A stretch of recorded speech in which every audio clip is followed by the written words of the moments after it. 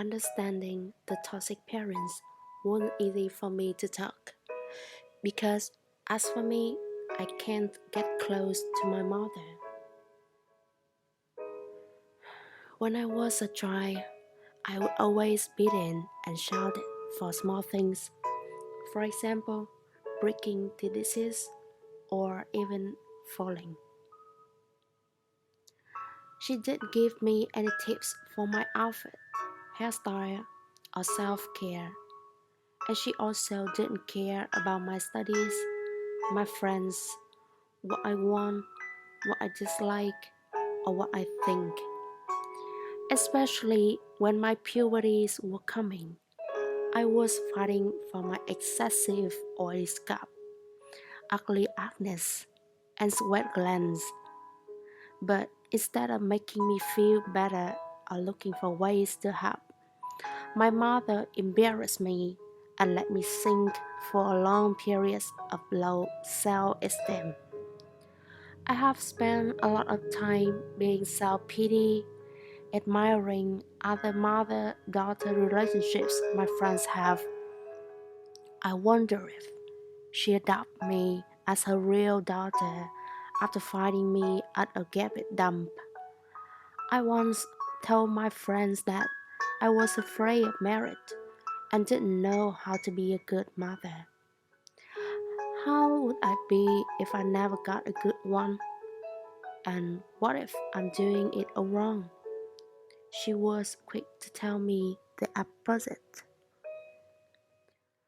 I forgot my mother was born into a poor family of six brothers and sisters, and she was often physically and mentally abused by my grandmother. She struggled to get rid daily of being hungry. Until now, she has been constantly fighting for herself, quickly losing control and voluntarily shouting at someone who does not do what she wants. I forgot she wasn't allowed to go to school or go outside to learn about this life. Recently, she hasn't understood that she can't control anything except herself, that I come from a different age, that like mother does mean like daughter absolutely, that I have my own life and I need both her love and respect. She has followed in my grandmother's footsteps and treated me the same way she was before. I had no idea that my toxic mother is simply a poor human who has been loved and respected correctly. I'm wrong when I ask her for things she never had before.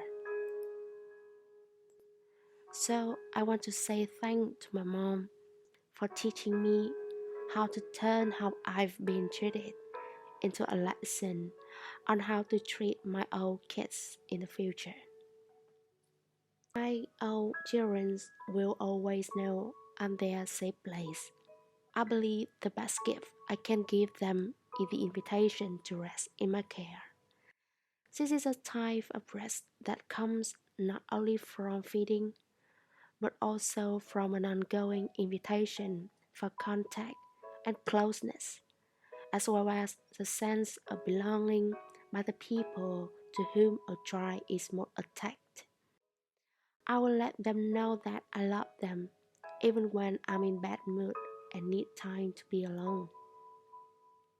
I will instill great values in my children through love.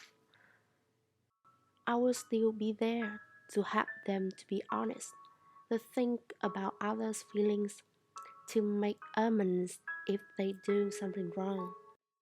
Despite their mistakes, they are still valuable, and I'm their biggest fan and cheerleader. And finally, I will let my kids gradually make their own decisions because I know they're not my toys. They have their own minds and their own lives. I also need to respect them, give them space, and allow them to develop on their own. I hope they will enjoy every single day, experience every aspect of their lives, and become better versions of me and also themselves. Through my experience with my toxic mother, I've learned how to be the best mother I can be. I want my home to be filled with love, happiness, and kindness. I want to love my family and embrace all of the good and bad times. As we learn and grow together, I want my children to be able to connect with me in the healthiest way possible. I want to give my children everything I didn't get. So, thank you, Mom. Because of you, I will not let my past determine my future, and I will be a better person.